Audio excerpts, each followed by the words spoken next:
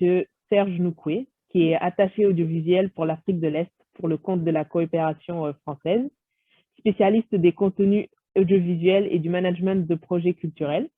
Vous êtes cofondateur de la Nollywood Week, qui est un festival annuel de cinéma unique en son genre et dédié à l'univers du cinéma nigérian Nollywood.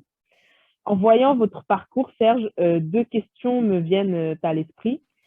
Dans un premier temps, comment promouvoir et exporter les biens et savoirs culturels africains, mais également, quelle politique en faveur de ces industries culturelles africaines? Merci Fatou pour ces questions, merci aussi pour l'invitation et je suis très content de participer à cette table ronde, à cet échange sur les questions donc culturelles et surtout l'impact que la culture peut avoir par rapport au développement en Afrique. Pour répondre à la question, je dirais que tout dépend déjà, pour commencer, pour parler des politiques culturelles, tout dépend de la conception qu'on a de la culture au départ. Est-ce qu'on considère la culture comme étant simple folklore, du simple divertissement, ou est-ce qu'au contraire, on considère la culture comme étant une industrie? On parle aujourd'hui d'ICC, d'industrie culturelle et créative. On parle aussi d'ingénierie culturelle, culturelle. Donc, la conception à la base a un impact sur l'approche qu'on va avoir de la culture. Et c'est vrai que pour répondre à la première question par rapport à comment est-ce qu'on fait la promotion des industries culturelles africaines à l'extérieur, comme j'ai pu le faire avec le festival Nollywood Week, je pense qu'il est important en fait d'avoir une vision générale qui soit la même que celle qu'on a pour d'autres produits. C'est-à-dire que les œuvres culturelles, les produits, les productions culturelles du continent africain doivent bénéficier d'un marketing, d'un effort de marketing et d'une communication adéquate. Parce que si les autres industries ont pu se développer et ont pu prendre le monde d'assaut, c'est parce qu'il y avait une réflexion économique, business, vraiment une approche business qui était apportée aux films, aux chansons et aux autres productions culturelles de ces pays-là. Donc je pense que c'est important de garder ça à l'esprit et de ne pas penser que l'Afrique est à l'écart de cette conversation ou à l'écart de cette conception ou de cette idéologie. Et il faut appliquer donc ces mêmes, comment dire, ces mêmes mesures, ces mêmes méthodes pour rendre tout simplement attractives les différentes productions, qu'elles soient audiovisuelles ou d'autres domaines culturels. Tout à l'heure, Ange parlait d'organisation. Organiser la filière du livre, par exemple, ce sont exactement les mêmes défis qu'il y a pour la musique, pour le cinéma, pour le théâtre, etc. Et c'est donc très, très important d'avoir une approche vraiment, j'ai envie de dire, offensive et de ne pas être juste dans la préservation d'une culture, mais aussi vraiment dans le marketing de cette culture pour pouvoir se déployer à l'international. De manière générale, on note que l'Afrique, et ça on le sait tous, est un continent jeune, et cette jeunesse est évidemment un atout, notamment par rapport au numérique, par rapport à tout ce qui est digital, et on le sait, Dieu sait si cette crise du Covid nous a rappelé à quel point le digital était important, et c'est grâce aux nouvelles technologies que nous sommes en train de se parler aujourd'hui. Cette jeunesse du continent africain, elle permet une appétence et une adoption des nouvelles technologies extrêmement rapide, et ça permet aussi aujourd'hui aux cultures africaines de se diffuser à travers le monde. Je vais reprendre l'exemple de Nollywood que je connais très bien et donc auquel j'ai participé à la promotion internationale. Nollywood a commencé grâce au fait que tout d'un coup, dans les années 90, il devenait moins cher et plus accessible d'avoir une caméra, tout simplement. Avant les années 90, avant une sorte de première révolution numérique, ça coûtait très cher, c'était absolument pas accessible, c'était pas pratique à manipuler et ça demandait des connaissances plus importantes. À partir des années 90, on a eu le caméscope. le caméscope, qui a rendu donc cet outil qui est la caméra accessible à tout le monde. Et au Nigeria, on s'en est servi pour pouvoir créer du contenu, pour pouvoir créer des images, pour pouvoir raconter des histoires. Et c'est comme ça que l'industrie est née. Aujourd'hui, on assiste à une nouvelle révolution avec les réseaux sociaux. Et les réseaux sociaux permettent aux Africains de s'exprimer. L'Afrique, dont on dit souvent qu'elle est à la marge, elle est à la marge des grands enjeux mondiaux, etc., a su, de par sa jeunesse, et de par, et là je rejoins d'ailleurs ce que disait Jean-Louis tout à l'heure, de par une certaine nouvelle confiance en soi, euh, cette manière par la jeunesse de ne pas se considérer à la marge, mais vraiment de se considérer effectivement actrice de ce qui se passe dans le monde. Les réseaux sociaux ont aussi contribué à amplifier la voix de la jeunesse africaine de manière euh, assez importante. Euh, et donc, grâce à ces réseaux sociaux, ce sont plusieurs barrières qui ont sauté finalement. Et aujourd'hui, on se rend compte que grâce aux réseaux sociaux, les films se diffusent, la musique se diffuse de manière beaucoup plus facile. En 2020, une des chansons les plus écoutées au monde était une chanson sud-africaine qui s'appelle Jérusalem. Et le succès de cette chanson, le succès mondial, planétaire, tout ce que vous voulez, a commencé à partir d'une plateforme qui s'appelle TikTok. Et c'est donc c'est assez incroyable comme exemple, mais ça montre le potentiel des industries créatives africaines et aussi de ce soft power dont on peut dire qu'il est en train de naître actuellement sur le continent africain. Certains pays, évidemment, se démarquent plus que d'autres. On a évoqué le Nigeria avec Nollywood, on parle là de l'Afrique du Sud avec cette chanson Jérusalem, mais on sent, et c'est notamment aussi grâce à cette globalisation, à cette mondialisation qui fait que les diasporas africaines sont présentes dans le monde entier. Et grâce à ces diasporas, il y a une circulation accrue des contenus africains, ce qui n'était pas forcément le cas il y a une vingtaine d'années. Donc ce soft power commence petit à petit à prendre forme. Il y a des États qui se rendent compte des enjeux de ces industries culturelles. Mais il est important de noter aussi que l'Afrique, finalement, les pays africains doivent se battre. On est quand même dans un contexte de compétition accrue, où chaque pays, en tout cas les grands pays cherchent à avoir de l'influence. C'est quelque chose d'assez naturel. On parlait de soft power. L'influence des pays, elle est souhaitée puisqu'elle permet d'ouvrir de nouveaux marchés pour les pays qui sont influents et qui ont une sorte de domination culturelle sur les autres. Ça leur donne accès à des marchés, ça leur donne accès à une certaine domination qui assoit une prospérité économique. Aujourd'hui, il y a donc, grâce aux nouvelles technologies, on est dans un monde multipolaire, effectivement. On n'est plus dans un monde qui est dominé par, par l'Est ou par l'Ouest. On est vraiment dans un monde où la possibilité de s'exprimer est vraiment plus importante que ce qu'elle a été par le passé. Mais l'Afrique, de manière générale, se bat sur deux fronts. C'est-à-dire que ce qui est important, c'est aussi bien ce qui se passe à l'intérieur des pays que ce qui se passe à l'extérieur. C'est-à-dire qu'il y a une volonté aujourd'hui d'exporter son contenu, mais il faut aussi faire en sorte que le contenu et les productions audiovisuelles, culturelles, etc., puissent avoir leur place localement, ce qui n'est pas évident, puisque on sait, et ça a été le cas dans le passé, même bien après la colonisation, les écrans, les télévisions ou les librairies, tous les espaces culturels, finalement, ont longtemps en Afrique été dominés par des pays extérieurs.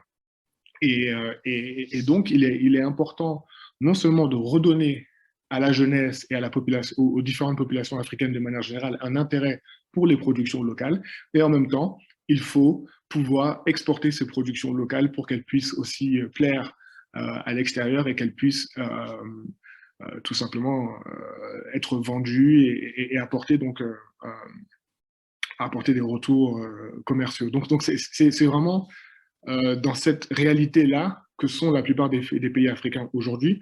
Et, et ce à quoi on assiste, évidemment, tous les pays ne sont pas logés à la même enseigne, mais on assiste à une professionnalisation des métiers de la culture. qui n'est pas encore au niveau de ce qu'elle devrait être, mais qui est en train d'accélérer quand même sur le continent. Cette professionnalisation, ça veut dire que on ne se focalise pas juste sur les artistes, mais aussi sur les personnes qui sont autour. Ça veut dire les producteurs, les éditeurs, les managers, les personnes qui font en sorte que la production culturelle puisse être accessible, visible, etc. Et c'est souvent là que le bas blesse d'ailleurs, mais on voit de plus en plus de formations sur le continent se mettre en place, aussi bien au niveau universitaire qu'à des niveaux plus, euh, plus techniques et moins théoriques. Mais on voit et on commence à voir, moi je me trouve actuellement au Kenya, et je ne peux pas vous dire le nombre d'universités, par exemple, qui offrent des cours de creative writing ou bien de cinéma, euh, euh, ou bien même d'animation ou de création de jeux vidéo. Ce sont vraiment des métiers qui autrement il n'aurait pas été possible de se former pour ces métiers-là sur le continent. Et aujourd'hui, ça devient possible. Évidemment, pas dans tous les pays et pas avec la même ampleur, mais on assiste aujourd'hui vraiment à une meilleure compréhension des possibilités, des potentialités des secteurs créatifs. Et, euh, et, donc moi, je suis un peu comme Jean-Louis, c'est-à-dire que je suis très positif, très optimiste par rapport aux possibilités de ce secteur. Je pense que de manière générale, les industries créatives constituent un levier pour le développement qui est juste incroyable et on est très loin d'avoir atteint pour l'instant comment dire d'avoir atteint ce potentiel. Donc il y a encore beaucoup de travail à faire, il y a beaucoup de mécanismes à mettre en place, mais on y arrive. Et peut-être pour finir, parce que je pense que j'arrive bientôt aux 8 minutes, je voudrais donner un exemple. Je reviens encore à l'exemple de Nollywood. Au tout début des années 2000, il y avait en tout et pour tout au Nigeria 5 salles de cinéma véritablement, enfin 5 salles de cinéma comme traditionnelles, quoi, des vraies salles de cinéma comme on les entend ou comme on les conçoit en Occident. Aujourd'hui, en 2021, nous sommes quasiment à 200 écrans sur l'ensemble du pays. Alors on dirait que pour une population de quasiment 200 millions d'habitants, ce n'est pas suffisant. Et effectivement, ce n'est pas suffisant, mais cette progression exponentielle du nombre de salles de cinéma et aussi le fait que la consommation de films au Nigeria est passée de quelque chose qui était comme 95% dominé par les films américains vers quelque chose aujourd'hui, un box-office qui est en gros à 65% local, contre 35% donc des films américains et autres, mais en général c'est des films américains. On voit, ce sont des chiffres qui sont clairs et qui montrent le potentiel de cette industrie et aussi le potentiel du contenu local. Le contenu local est en train de s'imposer aujourd'hui au Nigeria et le Nigeria n'est pas une exception. De plus en plus, les Africains ont envie de se voir à l'écran, ont envie de pouvoir s'identifier aux héros qui sont les leurs, que ce soit à travers la littérature, à travers la musique, à travers le cinéma.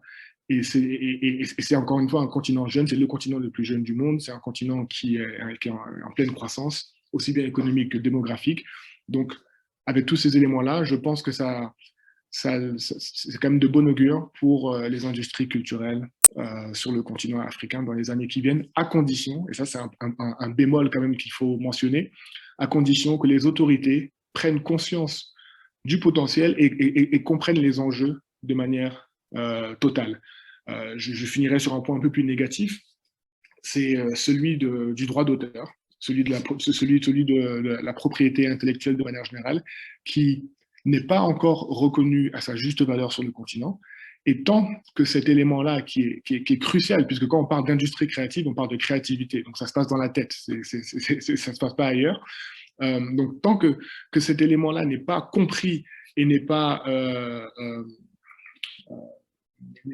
saisi par les autorités, on va continuer à avoir beaucoup de gâchis financiers et autres, parce que finalement, les artistes en Afrique ne sont pas rémunérés à leur juste valeur à cause justement de ce manque de reconnaissance, de ce manque de compréhension aussi des enjeux liés aux droits d'auteur. Donc ça, c'est un point dont il faut se saisir au plus haut niveau, tout simplement, pour que demain, sur le continent africain, il y ait des sociétés équivalentes à celles à la SACEM ou à d'autres sociétés comme ça de collecte de droits d'auteur, qui aient vraiment cette même assise et cette même ampleur que la SACEM et qui permettent donc de faire vivre des milliers et des milliers d'artistes sur le continent. Donc voilà pour moi un enjeu important et qui reste pour l'instant très peu compris et assez mal utilisé. Super, merci beaucoup Serge. C'était très intéressant et avec des enseignements, notamment sur l'identification des différents mécanismes par lesquels les cultures africaines peuvent s'exporter.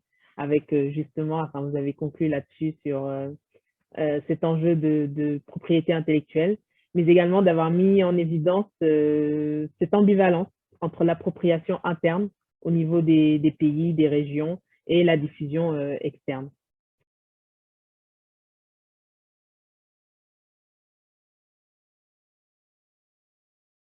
Maintenant, j'ai plutôt une question qui s'adresse principalement à Serge Noukoué, une question de Pascal Pérou. Les films à grand succès de Nollywood inclinent-ils la jeunesse à réfléchir ou jouent-ils davantage sur le registre de la violence dans la société actuelle nigérienne? Par exemple, à l'inverse de ceux de Bollywood en Inde qui sont beaucoup plus orientés sur les registres sentimentaux. Qu'en pensez-vous par rapport à la confrontation entre les valeurs traditionnelles et l'influence des médias exogènes? Merci pour cette question. Alors, ce qui est intéressant avec Nollywood, je vais juste faire un petit rappel par rapport à comment ça a commencé et où est-ce qu'ils en sont aujourd'hui. Ça a commencé, encore une fois, avec cette idée, cette volonté de pouvoir se représenter et de raconter des histoires. C'était un peu des histoires de proximité, des histoires qui pouvaient parler à tout le monde, des histoires dont on peut être le témoin dans son quartier ou dans sa famille, etc. Et c'était fait avec les moyens du bord, donc évidemment, dans un premier temps, c'était vraiment juste pour satisfaire ce besoin d'identification, etc. Aujourd'hui, Nollywood a beaucoup évolué. Donc, Nollywood, c'est une industrie très jeune qui a commencé au début des années 90 et on est donc en 2021. Donc, ça fait à peu près 30 ans que ça existe dans sa forme actuelle. Et ce qui est intéressant, c'est que tous les sujets, toutes les thématiques, tous les pans quasiment de la société sont représentés à Nollywood. Donc, il y a des films violents, comme la société peut l'être parfois. Il y a aussi des films qui sont beaucoup plus, un peu comme ce que vous disiez là par rapport à Bollywood, sur tout ce qui est sentimentaux, etc., des comédies romantiques ou des films romantiques. Il y a vraiment... Nollywood est un miroir de la société, tout simplement, même si, évidemment, enfin, une société comme le Nigeria est une société extrêmement complexe, avec plus de 200 groupes ethniques, avec une réalité qui n'est pas la même à l'ouest qu'elle est à l'est, ou du nord au sud, etc. Mais de manière générale, cette industrie du cinéma au Nigeria est une représentation de la société, des sociétés du Nigeria, et une représentation endogène pour le coup, puisqu'elle elle est créée par des gens du pays, par des gens dont c'est la culture. Et ça, c'est extrêmement intéressant, d'autant que très souvent, en Afrique, et de manière générale, les Africains se sont vus à travers les yeux des autres, à travers une vision européo-centrée ou autre. Mais de manière générale, enfin, en tout cas pendant très longtemps, il y a eu une prévalence de l'opinion ou de la vision d'autres peuples sur les peuples africains. Et Nollywood, ce qui est intéressant, c'est que ça vient, c'est local, c'est grassroots, comme on dirait en anglais. Ça vient du bas et c'est la société qui se parle à elle-même. Donc c'est le Nigeria qui se raconte à lui-même. Et ça, c'est intéressant parce que du coup, il y a un point de vue qui est unique, qui est original, qui est authentique. Et c'est ce qui intéresse aussi l'extérieur. Quand on a commencé le festival de Nollywood Week à Paris, beaucoup de gens venaient avec cette curiosité de voir comment est-ce qu'on vit au Nigeria, comment est-ce que cette société j'aime bien utiliser le pluriel, puisqu'encore une fois, il y a une telle diversité. Comment est-ce que ces sociétés fonctionnent, comment est-ce qu'elles évoluent entre elles, etc. Et, et à chaque fois, dans les échanges après les projections avec les réalisateurs, ils disaient toujours, ils ont fait ces films-là en pensant d'abord à leur population à eux, en pensant d'abord à leur public à eux. Et le fait qu'ils soient aujourd'hui à Paris et pouvoir montrer leurs films, c'est génial, mais ce n'était pas le but premier. Le but, c'était de raconter des histoires locales pour les Nigérians. Et ça, c'est une force et du coup, ça, encore une fois, ça apporte cette caractéristique unique et authentique qui fait que le reste du monde s'intéresse à ces histoires-là. On a tendance aussi à opposer universel avec local. Moi, je dis toujours, les histoires les plus locales sont les plus universelles. Parce que qu'est-ce que ça veut dire être universel? Je dirais être universel, c'est être soi-même. Et c'est ce que le cinéma du Nigeria a réussi et qui est assez formidable, c'est que sans moyens, sans aide extérieure, sans tout ça, ils ont réussi à créer quelque chose qui leur a permis de se raconter à eux-mêmes et au monde. Très bien. Merci beaucoup, Serge, pour votre réponse.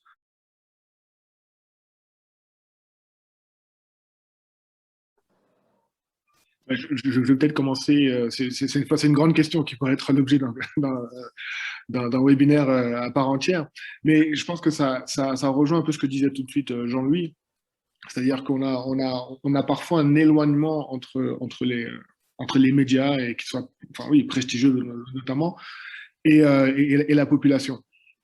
Et ça, c'est parce que de manière générale, on peut avoir cette tendance à négliger ou à méconnaître aussi la masse finalement. Qu'est-ce qu'ils consomment, qu'est-ce qu'ils, quels sont leurs comportements, pardon, quelles sont leurs aspirations, leurs rêves, comment leur parler. Et encore une fois, je pense que les réseaux sociaux ont d'une manière générale fait casser un peu certaines limites, mais de manière générale, si on pense à la télévision ou au cinéma, ce sont effectivement parfois des médias qui, dans leur utilisation, peuvent être très éloignés des besoins et des réalités, des quotidiens des populations. Et donc, je pense que de la part des prescripteurs, de la part des personnes qui ont des messages à faire passer ou qui produisent du contenu, il faut avoir une réflexion beaucoup plus pointue, beaucoup plus sophistiquée sur la population, un peu comme ce qu'on peut voir en Europe avec un ensemble de sondages et toutes sortes de panels, de focus group, etc., qui permettent de vraiment prendre le pouls de la population, de savoir, de mieux la connaître tout simplement. Et je pense qu'en Afrique, voilà, il y a moins d'outils pour s'adresser à la population d'une manière efficace et d'une manière précise.